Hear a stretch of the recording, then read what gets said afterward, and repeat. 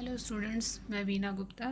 आज मैं आपको प्लानिंग में आगे बताना चाहती हूँ जो है टाइप्स ऑफ प्लान या फिर कह सकते हैं योजनाओं के प्रकार। जैसा हम जानते हैं कि हर एक संस्था या कोई भी संस्था का एक लक्ष्य होता है जिसे मिशन भी कहते हैं। एक व्यावसायिक संस्था का मतलब अर्थपूर्ण तभी समझा जाएगा जब उसका कोई लक्ष्य ना हो या हम कह सकते हैं उसका कोई गोल ना हो। लक्ष्य वह स्थायी योजना होती है जिससे संस्था की स्थापना का औचित्य समझ में आता है। इस तरह से हम कह सकते हैं goal is the standing plan which justifies the establishment of the organisation. यह संस्था के व्यवसाय की विशेषता स्पष्ट करता है और यह बताता है कि एक संस्था उसी प्रकार की अन्य संस्थाओं से कैसे अलग है। लक्ष्य प्राप्त करने के अनेक योजनाएं तैयार की जाती हैं। लक्ष्य प्राप्त करने के लिए बहुत सारी योजनाएं बनाई जाती हैं, जिस योजनाओं में सबसे पहला होता है ऑब्जेक्टिव या फिर उद्देश्य। उद्देश्य का वह निर्धारण किया जाता है कि प्रतियोगिता से हटकर या प्रतियोगिता में कह सकते हैं डटकर मुकाबला करने के लिए, उद्देश्यों की वास्तविकता में बदलने के लिए फिर मोर्चाबंदी या रणनीति तैयार की जाती है। विभिन्न प्रबंधकों के लिए की जाने वाली निर्णय में एक रूपता लाने के लिए फिर एक पॉलिसी बनाई जाती है। इसके बाद होता है नीतियों को निर्धारित करने वाली क्रियाओं को एक क्रम निर्धारित किया जाता है जिसे प्रोसीजर कहते हैं। इस प्रकार पद्धतियों या मेथड्स, फिर रूल्स, बजट और प्रोग्राम आदि ही नियोजन का मेन तत्व होता है या हम कह सकते हैं उसका एक एलिमेंट होता है।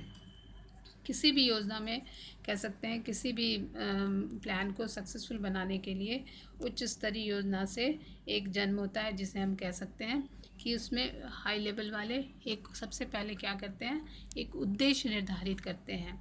उद्देश्य का मतलब क्या होता है? उद्देश्य वह अंतिम बिंदु से होते हैं जिसे प्राप्त करने के लिए सभी क्रियाएं की जाती हैं। ये क्या होना चाहिए? उद्देश्य सबसे पहले होना चाहिए कि वो स्पष्ट होना चाहिए, बिल्कुल साफ साफ होना चाहिए, परिणाम से संबंधित होने के लिए होना चाहिए और उसमें की जाने वाली क्रियाएं भी होनी चाहिए। फिर होता है उसमें मापने योग्य होनी चाहिए।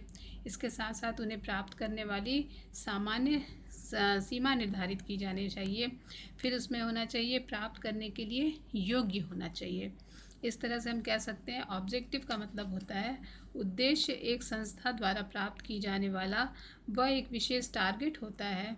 जैसे मान लीजिए एक स्कूल का उद्देश्य होता है एक वर्ष में 100 विद्यार्थियों को कॉमर्स की शिक्षा प्रदान करना, तो ये उसका एक उद्देश्य होता है।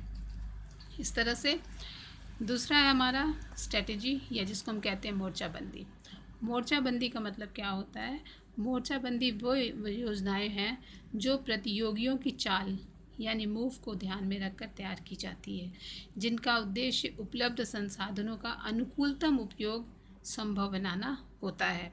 यानी कि स्ट्रेटजी का मतलब होता है it refers to a plan which takes into the account the environmental opportunities and traits and the organizational strength and weakness and provides an optional match between the organization and the environment।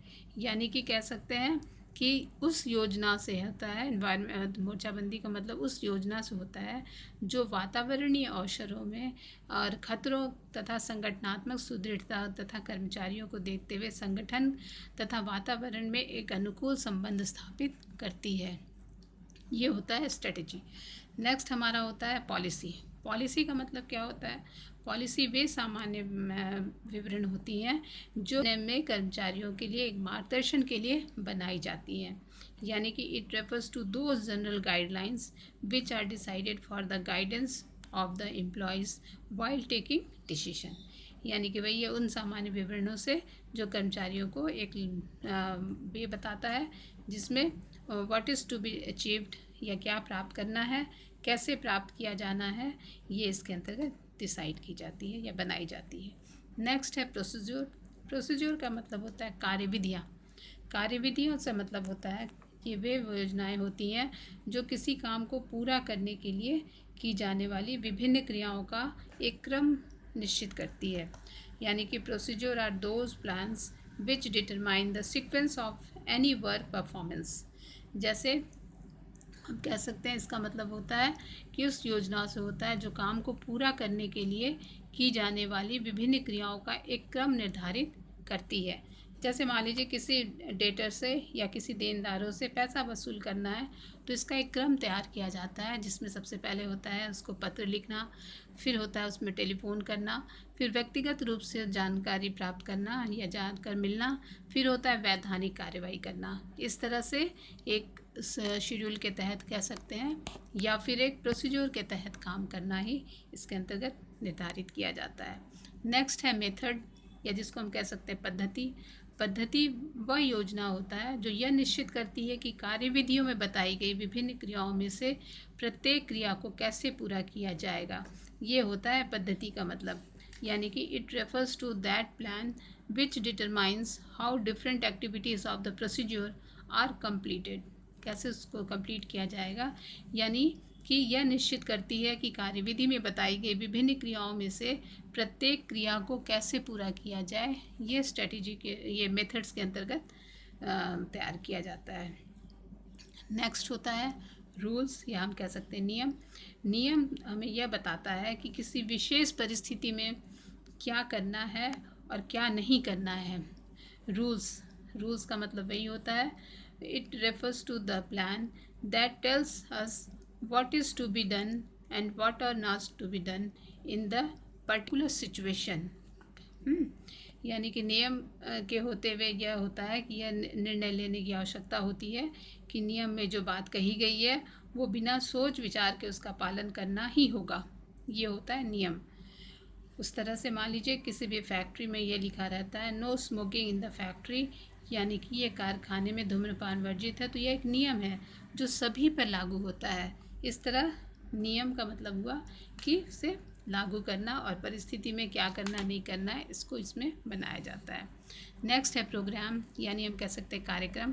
कार्यक्रम का मतलब होता है किसी विशेष जांच या कह सकते हैं किसी विशेष जॉब को पूरा करने के लिए बनाई गई विस्तृत योजना से होता है जो यह निश्चित करती है कि क्या किया जाएगा और कैसे किया जाएगा, कौन करेगा, कब करेगा। ये प्रोग्राम के तहत डिसाइड किया जाता है। यानी कि it refers to the plan that covers to relatively large organisational activities and specific main steps, their order and timing and the department responsible for each step. यानी कि वही होता है इसमें कि इसके अंतर्गत अपेक्षाकृत बड़ी संगठनात्मक योजनाओं की कार्यविधियां या क्रियाएं सम्मिलित की जाती हैं, जिसमें मुख्य पद और उसके क्रम तथा समय का उत्तरदायी विभागों का उल्लेख किया जाता है। नेक्स्ट है फिर बजट। बजट क्या होता है, यानी कि बजट का मतलब होता है कि वह इच्छित परिणाम को एक गणनात्मक विवरण कह सकते हैं, या budget decides to the desired result in the numerical terms. यानी कि it refers to the quantitative expression of the plan of the action, यानी इसका मतलब होता है भावी कार्यविधियों में गणनात्मक विवेचना से होता है। बजट वह योजना होता है जो विभिन्न विभागों में निर्धारित उद्देश्यों की प्राप्ति के लिए आवश्यक अनुमानित धन, सामग्री, समय तथा अन्य साधनों का ब्यौरा देती है।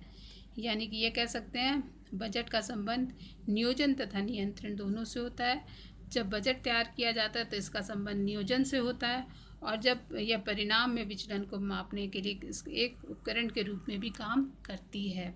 इस तरह से इसका संबंध नियंत्रण से भी होता है, और इस प्रकार किसी भी कह सकते हैं किसी भी प्रबंधक वास्तविक प्रगति की तुलना बजटीय आंकड़ों से ही सफलता और असफलता की जानकारी प्राप्त कर सकता है। Thank you.